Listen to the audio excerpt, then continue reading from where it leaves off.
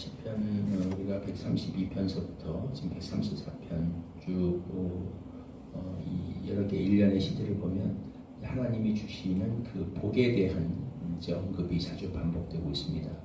하나님께서 우리에게 어떤 복을 주시는가, 특별히 다윗이 하나님 자신에게 주신 복, 또 본인이 사모하는 복, 또 하나님께서 약속하신 복, 이런 여러 가지 다양한 축복들에 대해서 얘기합니다. 내적인 평안도 이야기하고 후손이 영원히 그 왕위에 앉게 될 것, 그런 것도 언급이 되고 다윗의 그 뿔, 이제 구원을 상징하는 거죠. 그렇다고 다양한 구원, 하나님 주시는 다양한 복의 주제들이 쭉 언급이 되고 있는데, 또 개인이 누리는 복과 공동체가 누리는 복과 이런 것들이 다 이렇게 언급되고 있죠.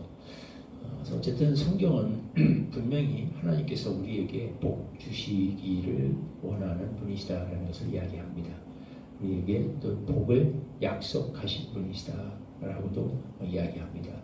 우리가 늘 그러나 복에 대해서 여러 가지 이야기를 하는 이유는 간단하죠.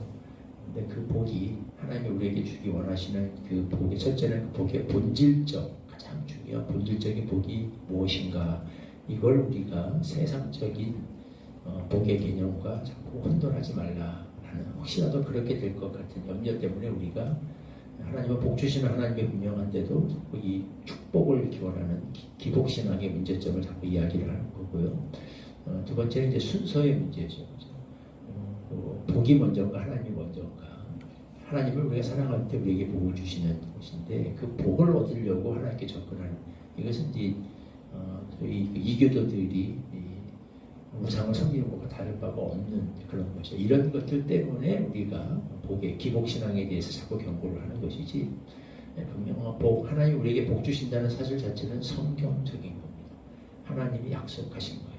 당연히 우리는 하나님이 우리에게 복 주실 것을 기대할 수 있고, 하나님이 주시는 그 복으로 말미암아서 우리는 기뻐하고 즐거워할 수 있습니다. 이 자체는 지극히 당연한 거라는 거예요. 오늘 짧은 이 시편 속에는 하나님이 우리에게 복을 주실 거다라는 약속이 되어 있는데, 그 하나님의 또 우리가 복을 또 잘 받아 누릴 수 있는 중요한 또 자세가 하나 언급이 되어 있죠. 그것은 모든 하나님의 종들이 여호와를 먼저 송축하는 것이다 라고 되어 있습니다. 송축한다는 말과 축복한다는 말이 사실 히브리어로 똑같아요. 근데 이제 이걸 우리말로 똑같이 번역하면 좀 문제가 되죠. 복은 하나님이 우리에게 주시는 것이지 우리가 하나님에게 복을 줄 수는 없어요. 그래서 이걸 송축이라고 번역을 했는데, 의역을 했는데 잘 의역했다고 생각합니다. 이 말 속에는 히브리어로 단어는 같지만은 그 의미와 뉘앙스는 좀 다르죠. 우리가 하나님께 바라크라는 말은 하나님께 바라크를 쓴다. 하나님이 우리에게 바라크를 쓴다는 말은 말 그대로 우리가 생각하고 상상하는 그 모든 좋은 것들, 선물을 우리에게 부어주신다는 것이 되지만, 우리가 하나님에게 바라크한다라는 말 속에는 바라크는 원래 베레크에서 나오거든요. 무릎이라는 뜻이에요. 무릎을 꿇고 경배한다라는 그런 의미도 있고, 그다음에 말 그대로 우리말대로 송축한다. 이 말 속에 하나님을 찬송한다. 하나님을 찬송하고 하나님께 드릴 수 있는 우리가 좋은 말들로서 우리가 하나님께 하나님이 없는 어떤 것을 우리가 하나님께 줄 수는 없죠. 그렇지만 하나님께 우리가 가지고 있는 최고의 찬사와 좋은 말로, 아름다운 말로 하나님께 영광을 돌려드릴 수 있습니다. 그걸 말하면 감사한다, 찬송한다, 칭송한다, 경배한다, 무릎을 꿇고 두 팔을 올려서 하나님을 우러러보고 감사와 영광과 찬양과 모든 것을 돌려드린다. 이게 그런 의미가 되겠습니다. 히브리어로 같은 단어지만 말로는 이게 송축한다. 의역을 참 잘했어요. 그럴 때 하나님께서 우리에게 큰 복을 내려주실 것이다. 주신다라고 이렇게 이야기합니다. 그러니까 이제 이걸 보면 하나님은 우리에게 복 주시는 분이신데, 그러니까 일방적인 선물로 주시는 것인데, 그러나 성경은 여러 곳에서 또한 하나님이 우리에게 선물을 축복해 주시는 방식이 있다라고 가르치고 있죠. 뭐냐면 우리가 하나님을 송축하기를 원하십니다. 송축하는 자에게 더 큰 복 주시고, 사람으로 하여금 하나님을 송축하게 하신 후에 그것을 매개체로 해서 우리에게 복을 주신다. 우리가 이렇게 요약할 수 있겠습니다. 왜냐하면 두 가지를 얘기할 수 있을 것 같아요. 첫째는 그래야 이것이 먼저 이런 자세가 갖춰진 사람에게 이것이 주어져야 정말 이 은혜가 은혜되고 선물이 선물됩니다. 이런 자세가 갖춰지지 않은 자에게 부어지는 선물은 우리가 좀 심하게 말하면 우리의 선물이 독이 될 수 있죠. 부모가 아이에게 마냥 잘해준다고 해서 아이가 잘 되지 않습니다. 어떤 경우에는 그것이 오히려 아이를 망치는 경우도 있죠. 부모가 인색해서가 아니라 자녀에게 줄 능력이 딸려서 인색해서 마음이 아까워서가 아니라 이 아이에게 잘 대해주는 부모가 베풀어주는 이 선대해주는 이것이 아이를 망치지 않고 오히려 아이에게 정말 진정한 의미에서 기쁨이 되고 격려가 되고 도움이 되도록 하기 위해서 부모는 절제하죠.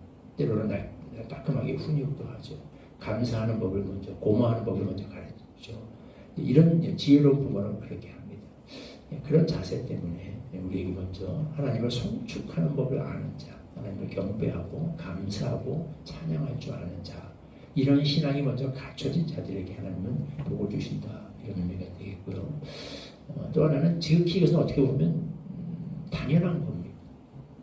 뭐냐면 우리가 다른 사람에게 사람도 똑같아요. 우리도 하나님을 좀 닮았지 않습니까? 하나님과 같을 수는 없지만 하나님의 형상을 닮았기 때문에 우리 안에 있는 어떤 속성들 하나님을 도운 거예요. 우리가 누구에게 좋은 것을 해줄 때 반응이 다 다르죠. 그 다음에 또 어떤 사람에게 우리는 또 나의 좋은 것을 주고 싶은가? 간단합니다.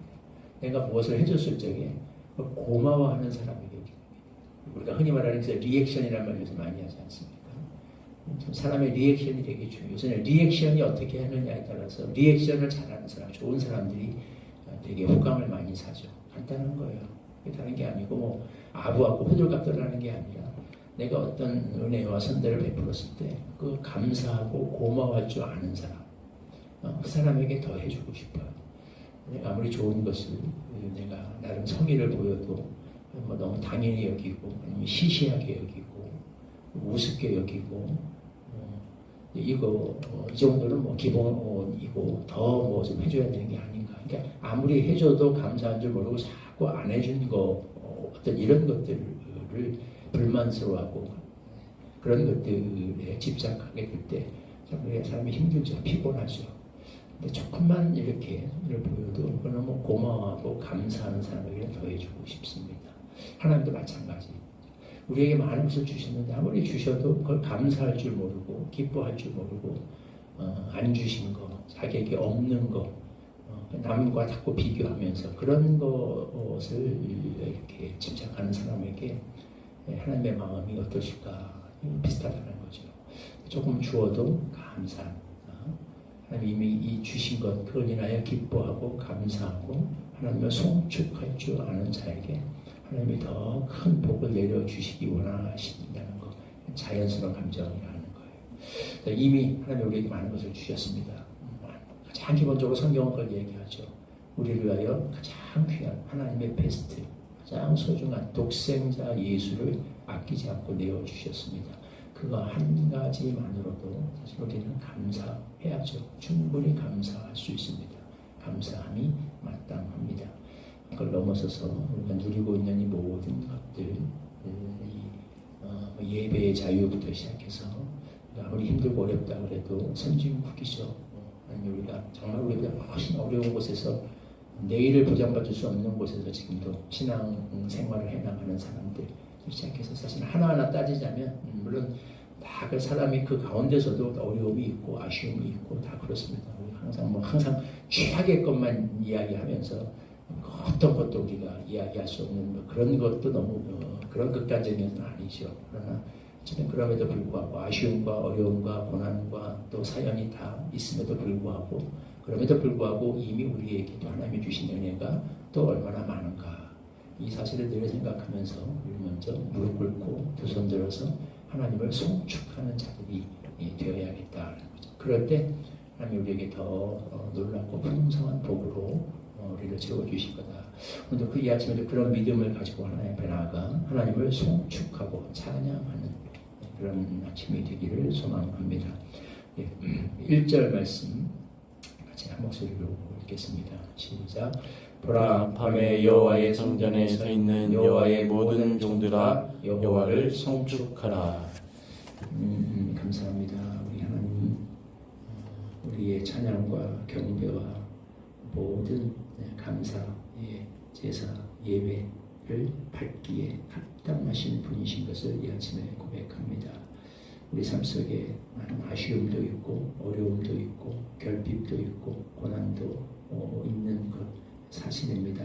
그러나 그럼에도 불구하고 하나님께서 우리에게 주신 그 은혜가 이미 우리에게 주신 좋은 것들이 얼마나 크고 놀라운지요. 독생자 예수 그리스도를 아끼지 않고 우리의 구원을 위하여 내어주셨습니다. 필요한 것들을 때마다 하나님께서 부족함 없이 채워주셨고 오늘에 이르게 하셨습니다. 한 가지 한 가지 우리는 마땅히 무릎 꿇고 두 손 들고 목청 높여 경배하고 찬양하고 감사하며 송축함이 마땅한 줄 압니다.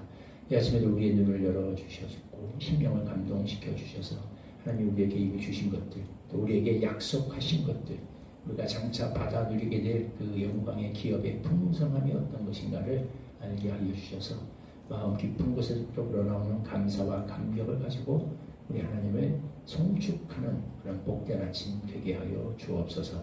예수님의 이름으로 기도하옵나이다. 아멘. 찬송가 23장 1절 부르시고 주님 가르쳐 주신 기도로 기도하겠습니다.